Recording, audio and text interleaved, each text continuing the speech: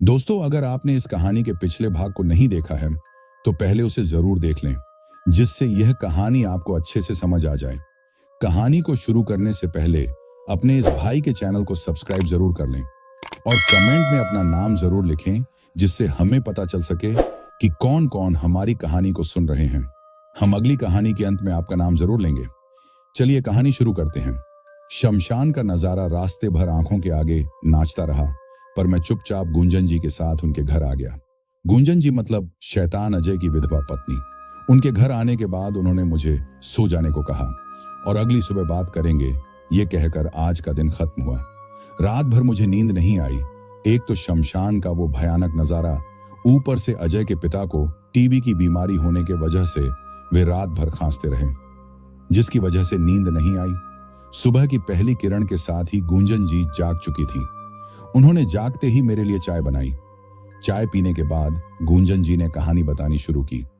उन्होंने कहा कि उनकी शादी जब अजय से हुई तब वे उनकी मानसिक हालात को नहीं जानती थी, पर जब धीरे धीरे समय बीतने लगा तो उन्हें लगा जैसे कुछ गड़बड़ है।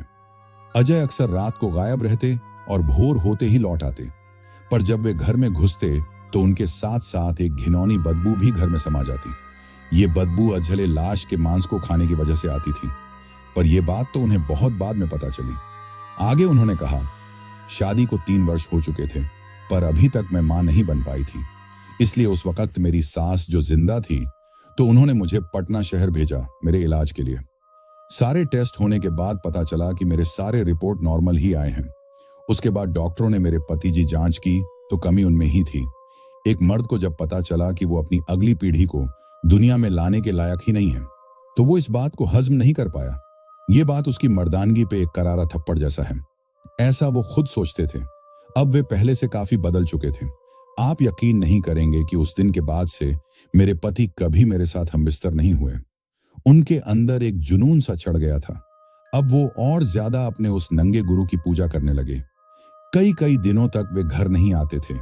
कभी घर आते तो कहते, देखना एक दिन मेरा एक बेटा जन्म लेगा, मेरा अपना खून, जिसे मैं सबसे बड़ा शैतान बनाऊंगा। वे धीरे धीरे अपनी बुद्धि खो रहे थे। फिर इसी बीच उन्हें गुजरात जाने की धुन सवार हुई। हमें लगा शायद ये बात भी उनके ढोंगी गुरु ने ही उनसे कहा है, पर इस बात से खुश थे कि कम से कम इसी बहाने वो उस गुरु से दूर तो रहेंगे। वो आखिरी दिन था जब मैंने अपने पति को देखा था। उसके बाद वो दोबारा कभी लौट कर नहीं आए। उनके इंतजार में तो बेचारी मेरी सास ने भी दम तोड़ लिया, पर कभी कभी वो पैसे भेजते थे मनी ऑर्डर से। उनके जाने के बाद मैं एक दिन हिम्मत कर उस शमशान में गई और नंगे गुरु मतलब उस अघोरी से मिली। वो इतना निर्लज्ज था कि मुझे देखकर भी उसने अपने शरीर को ढका नहीं। मैंने उससे पूछा कि किस उद्देश्य से आपने मेरे पति को गुजरात भेजा है और वो घर क्यों नहीं आते। बेशर्मी से हंसते हुए वो बोले कि तेरा पति कोई आम आदमी नहीं है, बहुत बड़ा शैतान है। वो बस अपनी औलाद लाने गया है। साले अस्पताल वाले झूठ कहते हैं, आदमी में कभी कोई दोष नहीं होता। तुम ही इतनी भाग्यशाली नहीं हो कि शैतान के बच्चे को अपनी कोख में रखो। अजय मेरा बहुत पुराना शिष्य है, मैं उसे निराश नहीं होने दूंगा। उसका बेटा ही उसे शैतान बनने की उपाधि देगा। अपने ही बच्चे का खून पीकर वो एक शैतान बन सकता है। मैं उसकी 7 पीढ़ियों को शैतान बनाऊंगा। इसलिए वो किसी ऐसी औरत की तलाश में गया है जो उसे बच्चा दे सके। बच्चे के जन्म के तुरंत बाद जब वो उस स्त्री के शरीर से निकले खून को अपने जिस्म में मलेगा, तो उसका जिस्म उस वक्त से आम इंसान का नहीं रह जाएगा। वो महाशक्तिशाली बन जाएगा। काली माँ का विशेष आशीर्वाद मिलेगा उसे। तुम जाओ यहां से, पति की उम्मीद में मत रहो। और हाँ सुनो, अगर पति की याद रात में आए तो यहां आ जाना, मैं उसकी कमी पूरी कर दूंगा। माँ काली देवी को पूजने वाला अघोरी भी इतना बड़ा शैतान हो सकता है, मैं नहीं जानती थी। मैं वहां से लौट आई। घृणा और क्रोध से मेरा मन भर चुका था। मैं कजरैली गांव के मुखिया के पास भी गई, पर वहां किसी ने मेरी बातों पर विश्वास नहीं किया।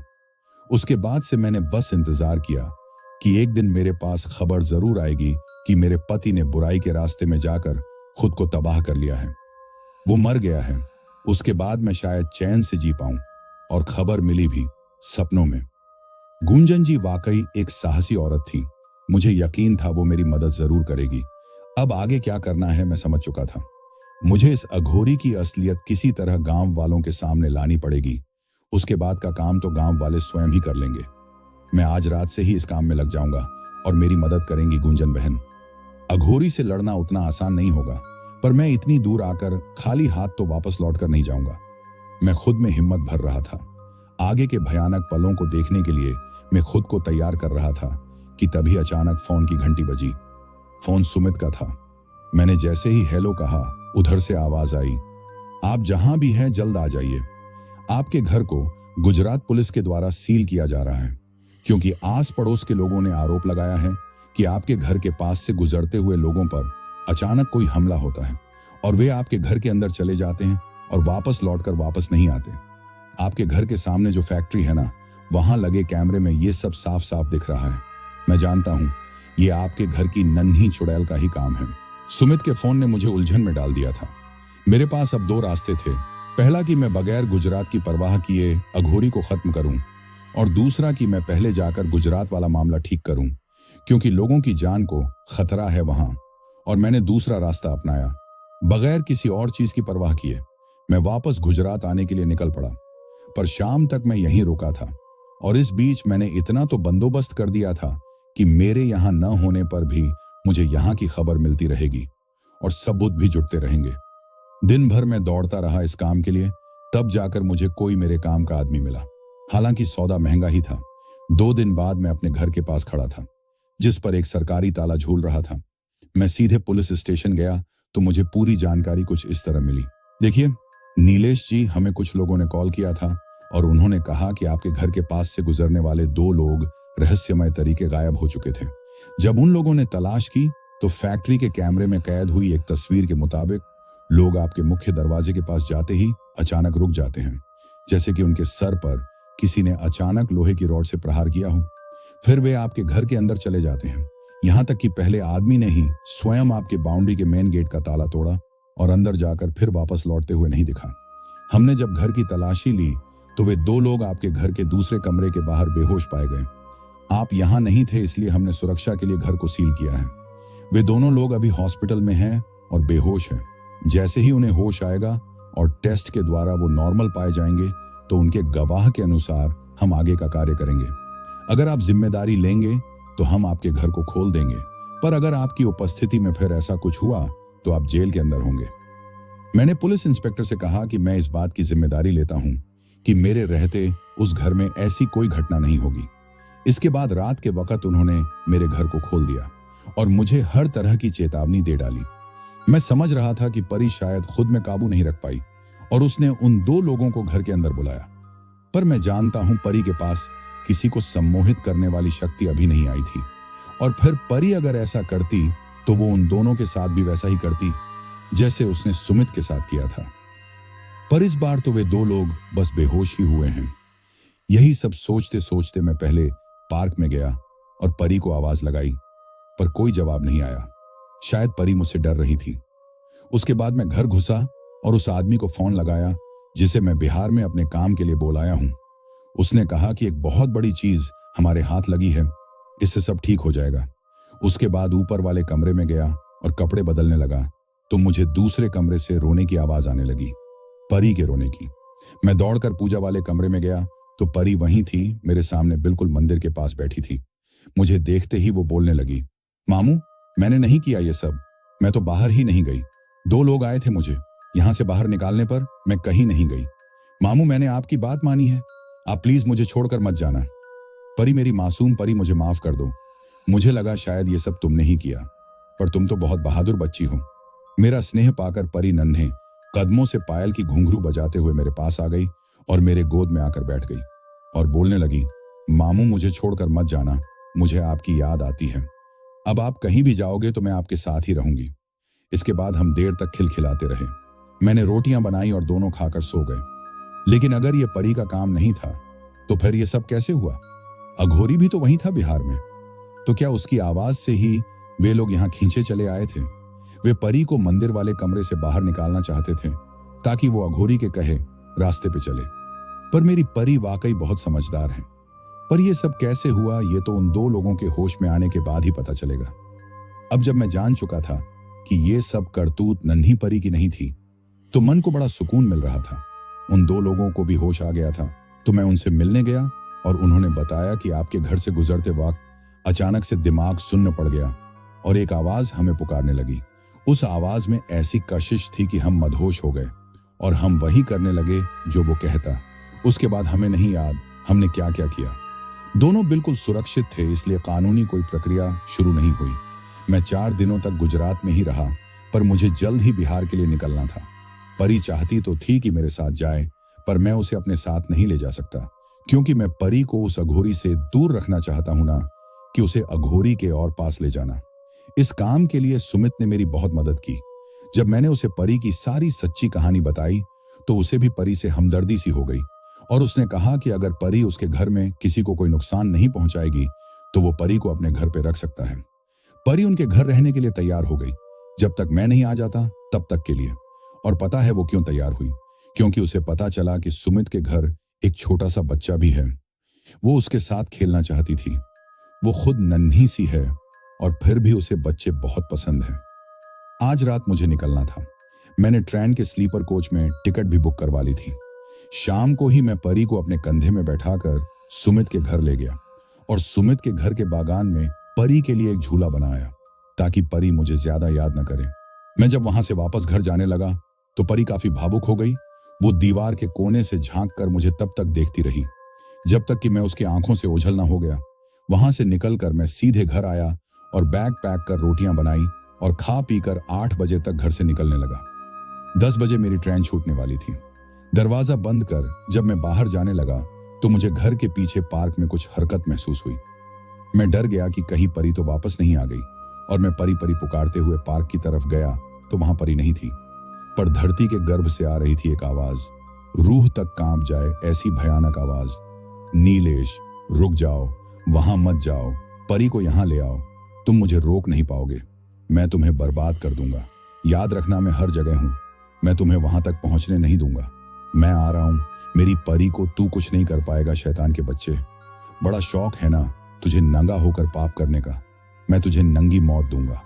तू बस अब अपने आखिरी दिन गिन। मैं घर से निकल आया। पता नहीं धमकी देते वक्त मेरे अंदर इतनी हिम्मत कैसे आ जाती है। मैं अच्छे खासे डायलॉग बोलता हूं, पर असलियत उतनी आसान नहीं होती। खैर सफर शुरू हो चुका था। नियत समय पर मैं स्टेशन पहुंच चुका था और ट्रेन भी समय से आई थी। मैंने अपनी सीट ढूंढी, सामान को सही से रखा और मिडिल सीट पर अपनी चादर बिछाकर सो गया। अभी ट्रेन गुजरात के स्टेशन से महज 20 किलोमीटर ही आगे बढ़ी होगी कि तभी किसी ने मेरी पीठ थपथपाई और मैं जाग गया। उधर से आवाज आई, मैं TTE हूं, टिकट तो दिखा दो। मैंने मोबाइल पे आया टिकट कंफर्म का मैसेज उन्हें दिखाया।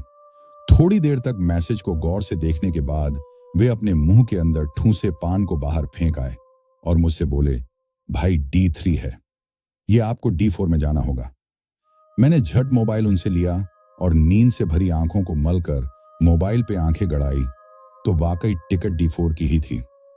मैं उठकर D4 में गया तो इस बार मेरी लोअर सीट थी, पर वहां कोई सज्जन पहले से ही सोए थे। शायद मेरी तरह उन्होंने भी गलती से टिकट की जांच नहीं की थी। मैंने उन्हें धीरे से जगाया और बोला, माफ कीजिएगा पर यह मेरी सीट है।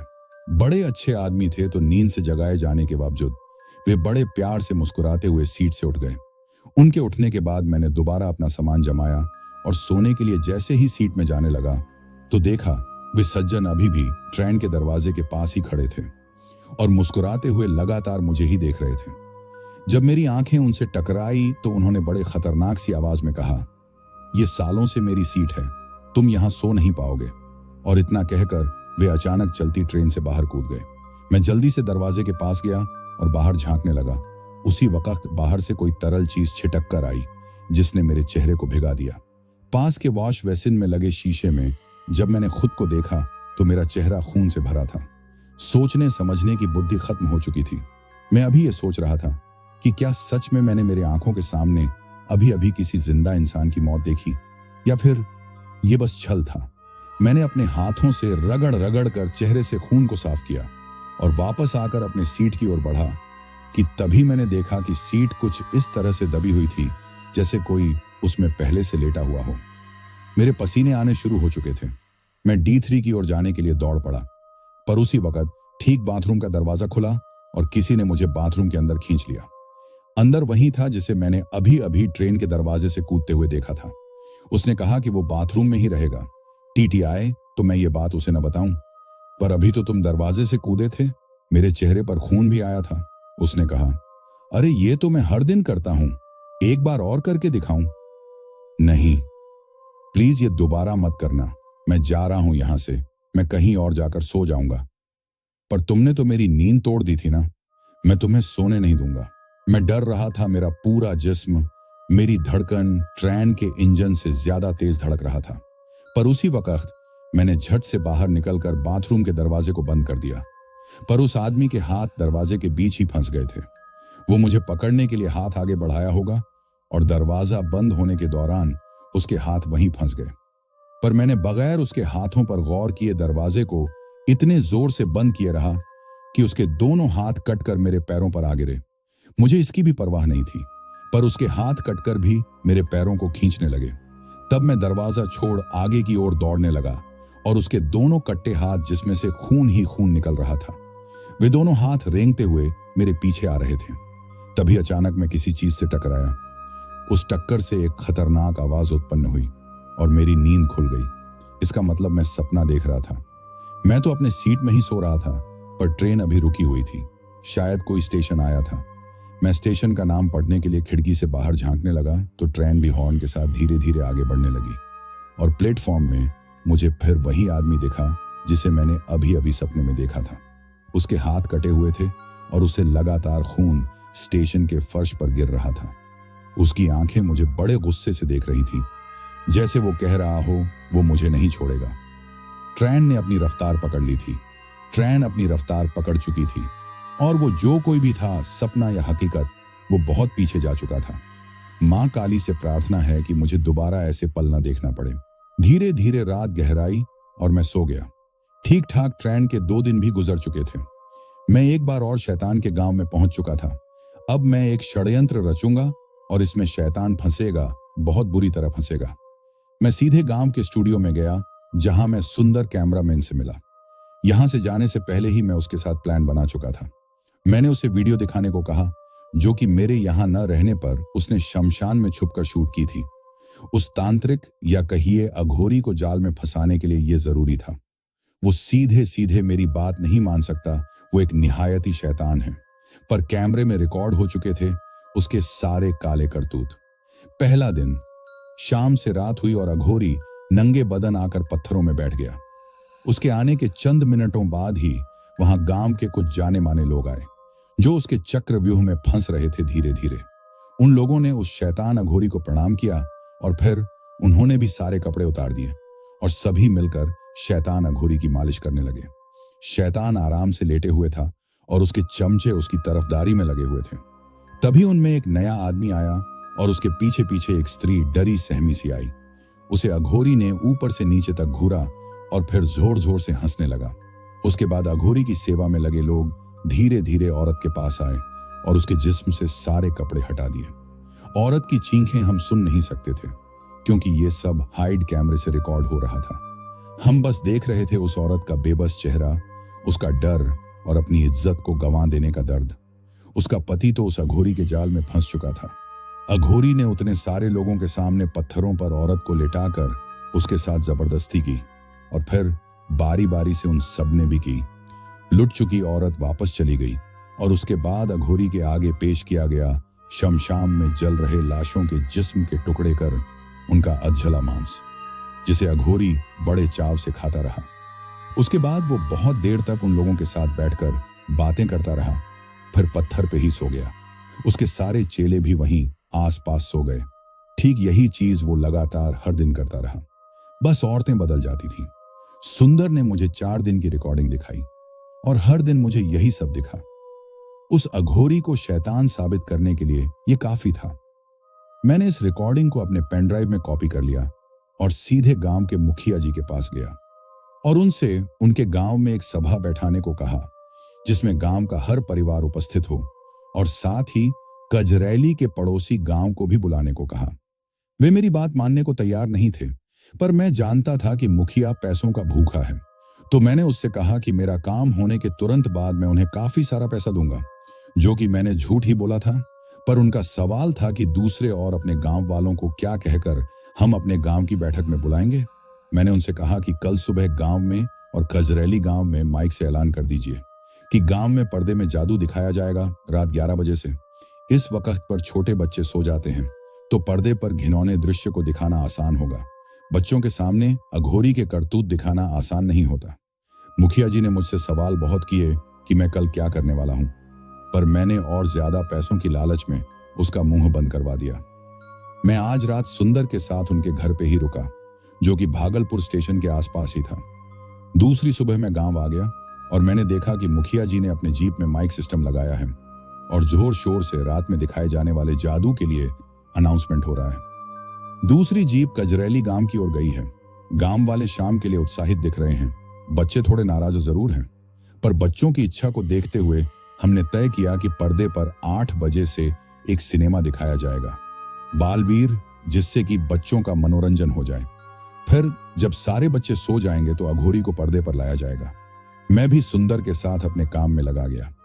सब कुछ ठीक रहा तो आज रात ही शायद अघोरी की जीवन लीला खत्म हो जाएगी, पर मुझे अंदाजा तो था कि सब कुछ उतना आसान नहीं होगा, क्योंकि जो अघोरी यहां से हजारों किलोमीटर दूर गुजरात में मेरी परी से जुड़ सकता है, वो जरूर अपने खिलाफ हो रहे षड्यंत्र पर रोक लगाएगा।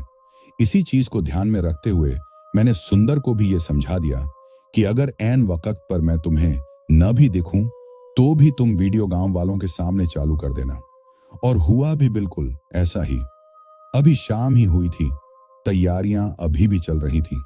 गांव के बीचों बीच मुखिया के घर के पास वाले सूखे खेत में हमने गांव वालों के बैठने की व्यवस्था की। दरी और कंबल मंगाए गए, साथ ही ढेर सारी लाठियां भी पास में रख दी गई, क्योंकि मुझे पता था अघोरी की सच्चाई सामने आने के बाद गांव वालों को सबसे पहले इसी चीज की जरूरत होगी।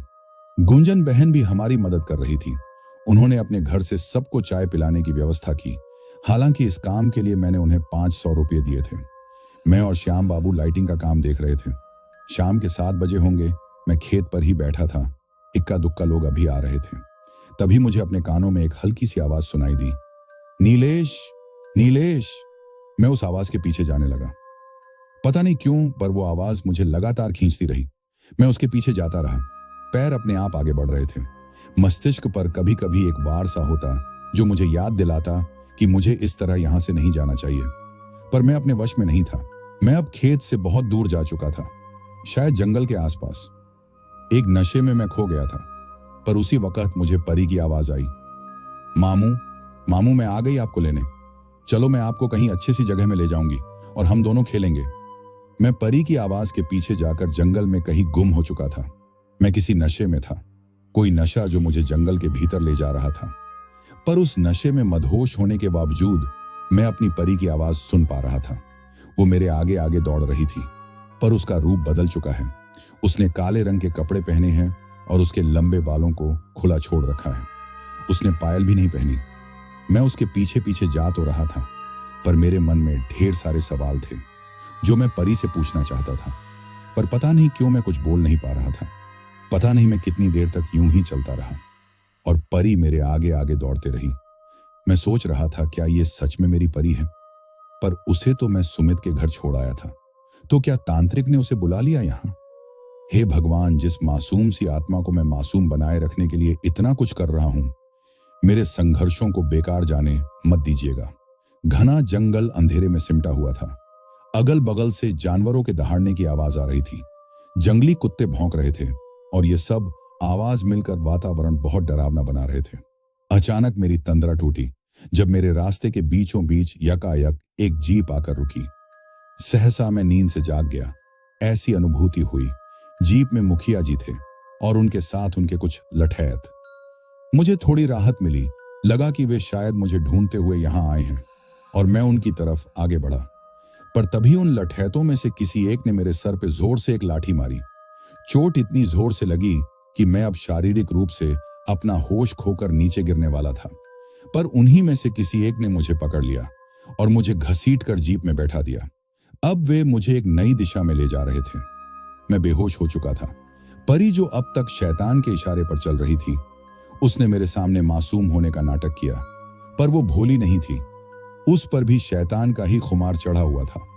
वो और शैतान चाहते थे कि मैं भागलपुर आऊं, क्योंकि यहां आने के बाद मैं अकेला पड़ जाऊंगा और मुझसे निपटना तो शैतान के लिए बाएं हाथ का खेल था। परी भी शैतान का साथ दे रही थी, पर मैं जानता हूं परी मेरी चोट बर्दाश्त नहीं कर पाती।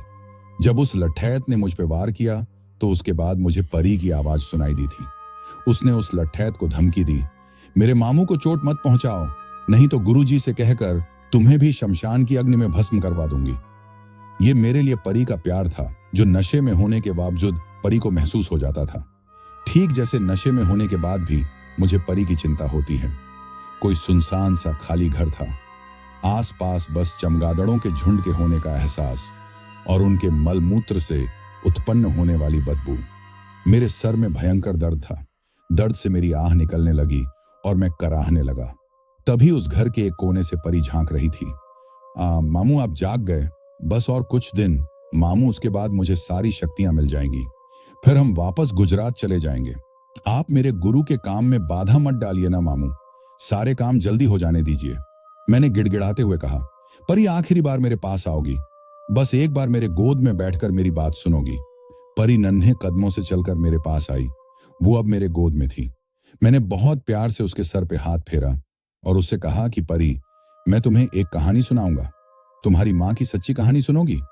परी ने पहले आसपास देखा, फिर बोली, मामू मैं सुनूंगी, पर अगर इस बीच कोई आया तो मैं यहां से भाग जाऊंगी। ठीक है परी, पर सोचो कितने बुरे दिन ला दिए तुमने हमारे बीच। अपने मामू से बात करने के लिए भी तुम्हें दूसरों की परवाह करनी पड़ रही है। क्या तुम चाहती हो एक दिन ऐसा आए कि आपके मामू आपसे नफरत करें? नहीं मामू, ऐसा दिन नहीं आएगा। मैं तो अपनी शक्तियां बढ़ा रही हूं, फिर मैं आपके पास ढेर सारे पैसे ले आऊंगी और आप और मैं आराम से रहेंगे। नहीं परी, मुझे पैसों की कोई जरूरत नहीं, बस आज मेरी आखिरी कहानी सुन लो, फिर तुम्हें जो मन हो करना। मैं तुम्हारे और अघोरी के बीच में नहीं आऊंगा, मैं चला जाऊंगा अपने घर। मैंने देखा परी मायूस हो गई। फिर मैंने उसे उसकी माँ की कहानी सुनाई, वही कहानी जिसे आप लोगों ने स्कूल गार्ड की कहानी में सुना था। कहानी का असर यह हुआ कि परी मेरे गले से लगकर बहुत देर तक रोती रही।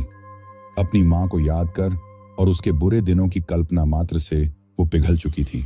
परी जिसके अंदर शैतान का दिमाग था, पर उसके भीतर पगली का दिल भी बसता था और उसके व्यवहार में उसके मामू की परवरिश शामिल थी। मुझे नहीं पता परी क्या सोच रही थी, पर अचानक वो हड़बड़ाकर उठ गई और बोली, मामू मेरे पीछे आओ।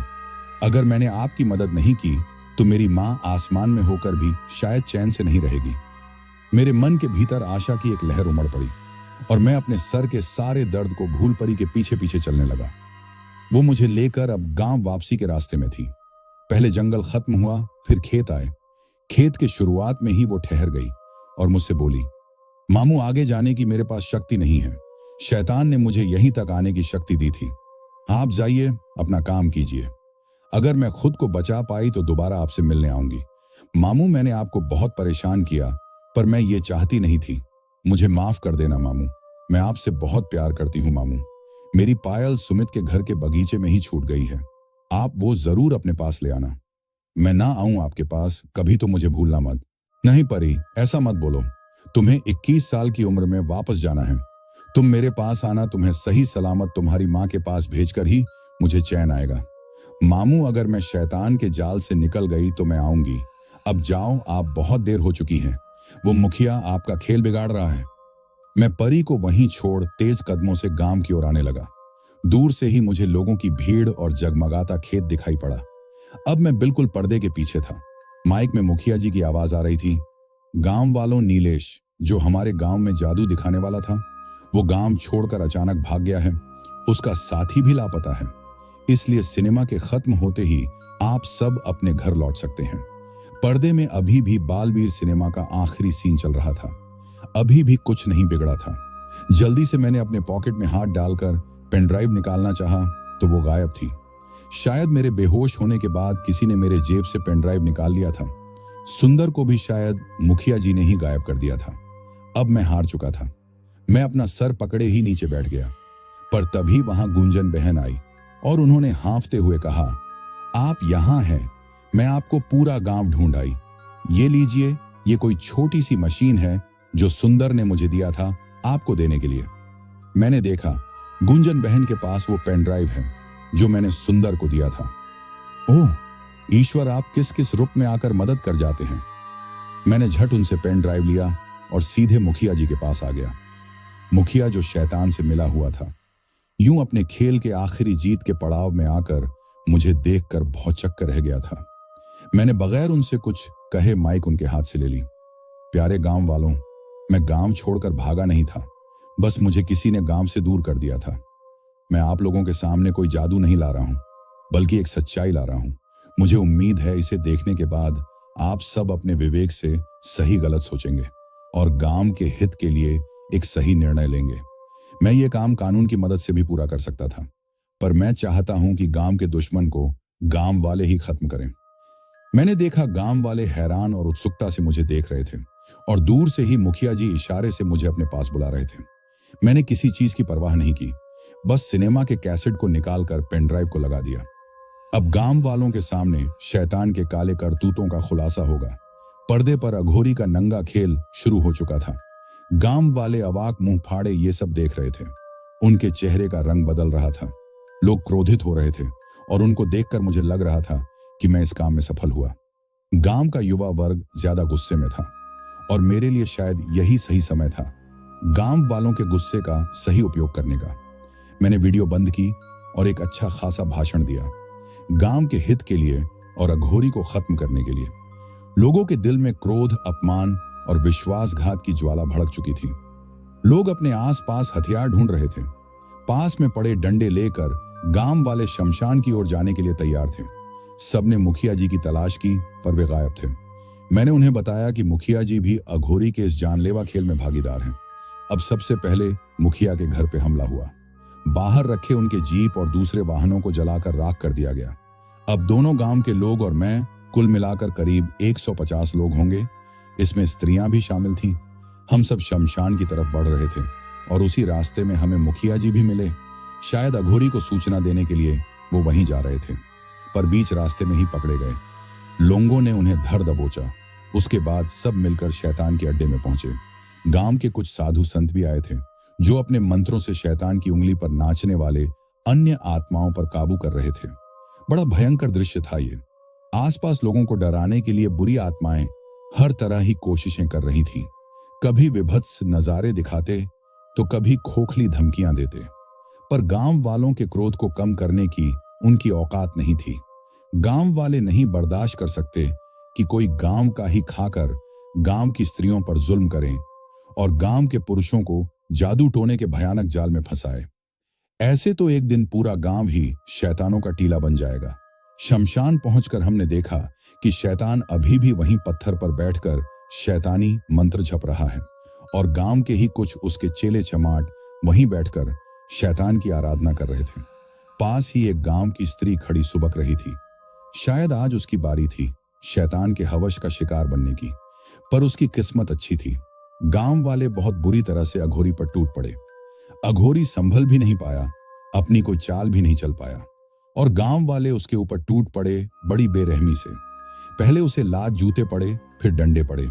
शायद इन मारों से ही वो मर जाता, पर मैं चाहता था उसे एक खतरनाक मौत मिले, इतनी भयानक कि गांव की अगली 100 पीढ़ियां इस मौत को याद रखें और गांव में दोबारा कोई शैतान अघोरी जन्म न ले। मैंने लोगों को रोका और शैतान को दर्दनाक मौत देने की बात कही। बस अब क्या था, गांव के नौजवानों ने एक से बढ़कर एक तरीके सुझाए और इनमें से एक तरीका तय हुआ। सबसे पहले शैतान के ऊपर चादर और कंबल लपेटे गए और फिर शमशान में उसे जिंदा जलाया गया। अभी वो 50% ही जला होगा कि उसकी आग को दोबारा बुझा दिया गया। शरीर में हो रही भयंकर जलन ने शैतान को पागल बना दिया था। उसकी चींखें पूरा कजरैली गांव सुन पा रहा था। वो जलन से तड़प रहा था, छटपटा रहा था। तभी गुंजन बहन वहां आई और किसी प्लास्टिक से कोई पाउडर निकालकर शैतान के अधजले जिस्म पर छिड़क दिया। शैतान का दर्द और ज्यादा बढ़ गया और उसकी चीख ने बताया कि उसके जिस्म पे लाल मिर्च का पाउडर डाला गया था। जिस औरत को आज वो बर्बाद करने वाला था, वो किसी घर से पुश्तैनी तलवार ले आई और छटपटाते शैतान के जिस्म से उसके शरीर के मैन हिस्से को काटकर अलग कर दिया। शैतान के चमचे उसे बचाने का भरसक प्रयास तो कर रहे थे, पर उनको संभालने के लिए तो गांव के गुरुजन ही काफी थे। उन्होंने अपनी तंत्र विद्या से उन्हें शैतान से दूर कर रखा था। जब शैतान दर्द से निढाल हो गया, जब वो जिंदगी से हारने वाला था, उसने मेरी तरफ देखकर अपने हाथ जोड़ लिए। मुझे इस तरह उसे हारा हुआ देखकर बड़ा सुकून मिला। अब उसे उसके उन्हीं पत्थरों पर सुलाकर ऊपर से और बड़े पत्थरों से उसके अधजले जिस्म को दबाकर रात भर यूं ही छोड़ दिया गया। वैसे भी सुबह होने में अभी कुछ ही घंटे बचे थे। इस बीच मुझे सुंदर की चिंता हुई और मैं दोबारा गांव आया। कुछ लोग मेरे साथ आए और कुछ वहीं रुके रहे। हमने मुखिया को भी बहुत मारा था। साला बेहोश हो चुका था। अगली सुबह ये जाएगा कानून के हाथों। पर अभी अगर वो जगह होता तो मैं सुंदर के बारे उसी से जान लेता। पर अभी सुंदर को ढूंढना जरूरी था। हम मुखिया के होश में आने का इंतजार नहीं कर सकते। खैर, सुंदर मुझे मिल गया। मुखिया के घर के ही स्टोर रूम में बांध कर रखा गया था उसे। पर अब वो मेरे साथ थे, बिल्कुल सुरक्षित थे। अपना सोचा हुआ काम पूरा हो गया था, इसलिए सुंदर खुश था। अब भोर का उजाला होने ही वाला था। सुबह फिर हम वापस शमशान गए। शमशान में ठहरे लोगों ने बताया कि शैतान ने अभी अभी अपने प्राण त्यागे हैं। रात भर वो दर्द से चीखता रहा। सच में बहुत बुरी मौत मिली उसे। गांव वाले उसके अधजले लाश को उठाकर जंगल के बीचों बीच छोड़ आए, जहां जंगल के पशु उसके जिस्म को चीड़ फाड़ कर खा रहे थे। इसी के साथ उसकी कहानी खत्म हुई और मैंने यहाँ के थाना प्रभारी को भी बुला लिया। पुलिस वाले पहले तो गांव वालों से नाराज हुए कि हमने कानून को हाथ में ले लिया था, पर जब उन्होंने भी अघोरी के काले करतूतों का वीडियो देखा तो मेरी पीठ थपथपाई और कहा, सही सजा मिली है इसे। कानून शायद इसे इतनी बुरी मौत नहीं दे पाता, पर मुखिया जी को पुलिस ने जेल में बंद कर दिया। उन्होंने अपनी गलती भी कबूल कर ली कि वे शैतान का साथ पैसों और अय्याशी के लिए देते थे। वे लोग जो शैतान के जाल में फंसे हुए थे। शैतान की मौत ने उन्हें एक साधारण आदमी बना दिया था। ऐसा लगा जैसे वे नींद से जाग रहे थे। उनका परिवार काफी खुश था, पर नशे में ही सही पाप तो उन्होंने भी किया ही था, इसलिए उन्हें भी कानूनी सजा तो मिलेगी ही, पर वे जल्द ही अपने परिवार के पास लौट आएंगे। मैं खुश था, बस अब परी को लेकर वापस गुजरात चले जाना है। उस पर भी अब शैतान के जादू का असर खत्म हो गया होगा। ओह, अपनी मासूम सी परी से मिलने के लिए मैं तड़प उठा, पर वो मुझे कहीं नहीं मिली। मैं अकेला ही गुजरात लौट आया। मुझे यकीन था कि परी यही मिलेगी, क्योंकि उस जादू के असर की वजह से ही तो वो वहां पहुंची थी। तो शायद जादू के खत्म होने के बाद वो अपने आप गुजरात चली गई होगी। पर मेरा अनुमान गलत था। परी यहां नहीं थी। मेरे साथ गुंजन बहन भी गुजरात आई थी, क्योंकि वे चाहती थीं कि शैतान अजय के आत्मा को भी मुक्त कर दिया जाए, क्योंकि अघोरी के मरने के बाद अब अजय भी अपने होश में आ गया था और नशे में की गई उसकी गलतियों की सजा भी उसे मिल चुकी है। यहां आकर सबसे पहले मैं सुमित के घर गया, पर वहां परी नहीं थी। मैं वहां से परी की पायल ले आया, पर मेरा मन बेचैन था। आखिर मेरी परी कहाँ है? पार्क के बीचों बीच से मैंने गंगा की मिट्टी से भरे उस घड़े को बाहर निकाला जिसमें अजय की आत्मा कैद थी, और गुंजन बहन के साथ जाकर उसे गंगा में बहा आया। इस तरह आखिरकार शैतान अजय भी मुक्त हुआ। गुंजन बहन वापस भागलपुर लौट गई, पर मेरी परी नहीं लौटी। दिन, महीने और फिर साल बदले, पर परी कहाँ है मैं आज भी नहीं जान पाया। इस बीच मेरे जीवन में एक और परी आई, मेरी बेटी संजू।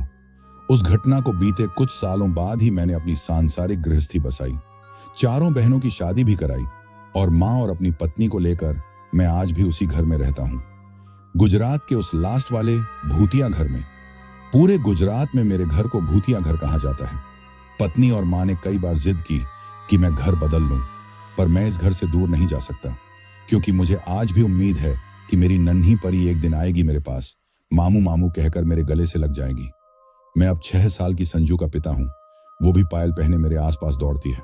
सब प्यार से उसे सानू कहकर बुलाते हैं, पर मैं उसे परी कहता हूं, नन्ही परी। पर मुझे मामू कहकर पुकारने वाली मेरी परी कहाँ खो गई मैं नहीं जान पाया। उसे ढूंढने मैं कितने बार भागलपुर गया, पर वो कहीं नहीं थी। मैंने कितने तांत्रिकों से उसे बुलाने को कहा, पर कोई फायदा नहीं।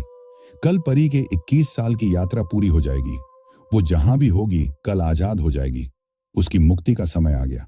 काश काश मैं उसे आखिरी बार देख पाता, उसे गले से लगा पाता, उसे बता पाता कि उसकी पायल मैंने आज तक संभाल कर रखी हुई हूं, उसे समझा पाता कि उसके मामू उससे कितना प्यार करते हैं। आज बहुत देर से नींद आई। परी से मिलने की आखिरी उम्मीद भी खत्म हो रही थी, पर धीरे धीरे रात गहराई और मैं सो गया। रात में गुरुजी मेरे सपने में आए। मैं उन्हें देखकर रो पड़ा। तब गुरुजी बोले, नीलेश, तुम्हें याद होगा, कल परी के मुक्ति का दिन है। कल शाम तुम घर को खाली कर देना और बालकनी के नीचे वाली जगह को फूलों से सजा देना, अगरबत्ती जला देना। मैं आऊंगा परी को लेने। अब सुबह हो गई थी। मेरी नन्ही परी, मेरी संजू, मेरे सीने में लेटकर मुझे जगा रही थी। मैंने उसे सुबह सुबह ढेर सारा प्यार किया। आज मैं खुश था। शायद मैं परी से मिलूंगा आज। मैंने गुरुजी के सपने वाली बात अपनी पत्नी को बताया और उससे कहा कि दोपहर के बाद वो संजू को लेकर सुमित के घर चली जाए, क्योंकि सुमित के घर से अब हमारा पारिवारिक रिश्ता बन गया है। मेरी पत्नी अक्सर उनके घर घूम आती है। उनकी पत्नी से मित्रता सी हो गई है, इसलिए मेरी धर्मपत्नी को भला क्या एतराज हो सकता था। पर उसके मन में भी मेरी नन्ही परी को देखने की इच्छा थी। मैंने नन्ही परी की नादानियों के किस्से इतनी दफा उसे सुनाए ही थे कि उसे भी मेरी परी से लगाव सा हो गया था। पर गुरुजी ने मुझे घर को खाली रखने को कहा था। शाम हुई और घर भी खाली हो गया। मैं बाजार जाकर ढेर सारे फूल ले आया, पूरे पार्क में अगरबत्तियां जलाई और मेरी परी के झूले को रंग बिरंगे फूलों से सजाया और फिर पार्क को सजाने में लग गया। उसी वक्त मुझे झूले के हिलने की आवाज आई। जैसे ही मैं पीछे मुड़कर झूले की तरफ देखा तो वहां एक नाजुक सी पतली दुबली लड़की करीब 21 या 22 वर्ष की होगी, झूले में बैठकर मेरी तरफ देख देख कर मुस्कुरा रही थी। मैं गुस्से से भर उठा, क्योंकि ये सजावट मैं अपनी नन्ही परी के लिए कर रहा था। पर यह कौन भला यहां आ गई, यही सोच रहा था। पर जब मैंने गौर से उस मुस्कुराती लड़की की तरफ देखा तो मुझे उसका चेहरा कुछ जाना पहचाना लगा। ये तो हूबहू पगली की परछाई है, और पगली की परछाई एकमात्र मेरी नन्ही परी ही हो सकती थी। पर यह तो काफी बड़ी हो गई। शायद वक्त की छाप ने इस मासूम आत्मा को भी बदल दिया। क्या ये मेरी परी है? मैं असमंजस में था। तभी झूले में बैठी लड़की ने धीरे से मुझे मामू कहकर पुकारा। मामू, मामू, मैं परी। अब मैं पिघल चुका था। चेहरा तो बदल गया पर आवाज नहीं बदल पाई। ये मेरी परी ही थी। मैं दौड़कर झूले के पास जाकर धम से नीचे बैठ गया और परी की गोद में अपना सर रख के मैं रोने लगा। मेरे होंठ थरथराते रहे पर कुछ बोल नहीं पा रहे थे। बहुत मुश्किल से मैं बस इतना कह पाया, परी, क्यों तुम मामू के पास वापस लौट कर नहीं आई? मामू ने तो तुम्हें बहुत ढूंढा, पर तुम कहाँ थी मेरी बच्ची? परी मेरे सर पे प्यार से हाथ फेर रही थी, ठीक वैसे ही जैसे मैं उसके बचपन में उसके सर को सहलाता था। उसने कहा, मामू, आपने जैसे ही शैतान को खत्म किया उसी वक्त मेरे भीतर से भी कुछ आजाद हो गया, और ये आजाद होने वाली चीज थी शैतान का काला जादू। मैं जहां थी वहां से मैंने आपको ढूंढा, पर मैं वहां से बाहर नहीं निकल पाई मामू। मैं वहां फंस कर रह गई। वो एक सुरंग नुमा कोई चीज थी। मेरी ही तरह वहां और भी कई सारी आत्माएं थीं। मैं वहां से बाहर निकलना चाहती थी। मैं आपके पास आना चाहती थी, पर तभी एक आकाशवाणी हुई और ईश्वर ने मुझसे कहा, भले ही मैं शैतान के वश में थी, पर गुनाह तो मुझसे हुआ ही था, इसलिए सजा के तौर पर मुझे अपनी बाकी उम्र यही गुजारनी होगी। अगर मैं यहां से कहीं जाऊंगी तो फिर मुझे कभी मुक्ति नहीं मिलेगी। मामू, मुझे इसी दुनिया में फंसकर रहना मंजूर था, पर आपसे दूर रहना नहीं। मैं वहां से भाग जाना चाहती थी, पर उसी दौरान मुझे आपके गुरुजी के दर्शन हुए। उन्होंने मुझे समझाया कि मैं आपके पास दोबारा नहीं जाऊं। ऐसा करने से आपकी जिंदगी कभी पटरी पर नहीं आ पाएगी। आपकी दुनिया मेरे ही इर्द गिर्द बसी रह जाएगी। और मैंने गुरुजी की बात मानी। वे सही थे मामू। अगर मैं उस वक्त आपके पास आ जाती तो शायद आपको आपकी जीती जागती परी नहीं मिलती। मेरी परी, तुम कितनी बड़ी हो गई। तुम्हारी बातों में समझदारी की झलक दिख रही है। पर बच्चा, एक बार तो मामू से कह देती ये सब बात, तो मेरे इतने सारे साल चैन से गुजरते। मैं क्या करूं, मुझे इसकी इजाजत नहीं थी मामू। मैं आपको देख पाती थी, पर आपसे जुड़ नहीं पाती थी। मैंने सर उठाकर ऊपर से नीचे तक उसे देखा और मैं फिर रोने लगा। इतने सालों से उसकी पायल जो मैं संभाले रखा था, वो अब उसके पैरों में छोटी हो जाएगी। मैं उसे कुछ नहीं दे पाऊंगा। पर उसने कहा कि मामू, मुझे याद रखना, बस ये ही बहुत है। ये पायल आपकी परी को पहनाना। आपको लगेगा जैसे मेरा बचपन ही आपके सामने दौड़ रहा है। अभी हमारी बातें चल ही रही थी कि अचानक पार्क में सफेद रोशनी फैल गई और दो सफेद चमकती हुई चीज मेरे पास आकर रुक गई। सफेद चमक इतनी तेज थी कि मेरी आंखें उस रोशनी में चौंधिया गई। मैं बस हल्का हल्का ही अपनी आंख खोल पा रहा था। मैंने देखा कि उन दो सफेद रोशनी में एक गुरुजी थे और दूसरी थी पगली। गुरुजी को देखते ही मैं उनके आगे नतमस्तक हो गया और पगली की आंखों की चमक ने मेरे सारे दुख दूर कर दिए। सालों बाद आज एक माँ अपनी बेटी से मिलने आई है, उसे अपने साथ ले जाने आई है। परी झूले से उठ खड़ी हुई और मेरे गले से लगकर रोने लगी। परी जा रही थी। मेरी परी अब सच में आसमान की परी बनने वाली थी। मैं खुश था कि पगली से किया हुआ अपना वादा मैंने पूरा किया। एक पवित्र आत्मा मुक्त हो रही थी। नन्ही परी मेरे सीने से जुदा होकर उस सफेद रोशनी में समाने लगी। रोशनी की चमक फिर से तेज हो गई और मेरी आंखें फिर से बंद होने लगी। धुंधला धुंधला मैं देखता रहा और वे 3 पवित्र सफेद आत्माएं आसमान की सफेदी में खो गए। इसी के साथ मेरे भीतर की आत्मा ने चैन की सांस ली और परी से मिले आखिरी मुलाकात के यादों के पल लिए मैं सुमित के घर की तरफ चल पड़ा, अपनी परी को वापस घर ले आने के लिए। दोस्तों, कहानी का यह भाग आपको कैसा लगा हमें कमेंट करके बताएं। यह कहानी अभी बहुत बड़ी है, पर आप लोग मुझे उतना प्यार नहीं दे रहे जितनी मैं मेहनत कर रहा हूं। आप लोग मुझे कमेंट में यह जरूर बताना कि मैं इस कहानी के अगले भाग आपको सुनाऊं या फिर कोई और कहानी सुनाऊं। पिछली वीडियो पर जिन्होंने कमेंट किया उनके नाम हैं सुषमा, हेतल और शुभेंदु सिन्हा। आप तीनों का धन्यवाद।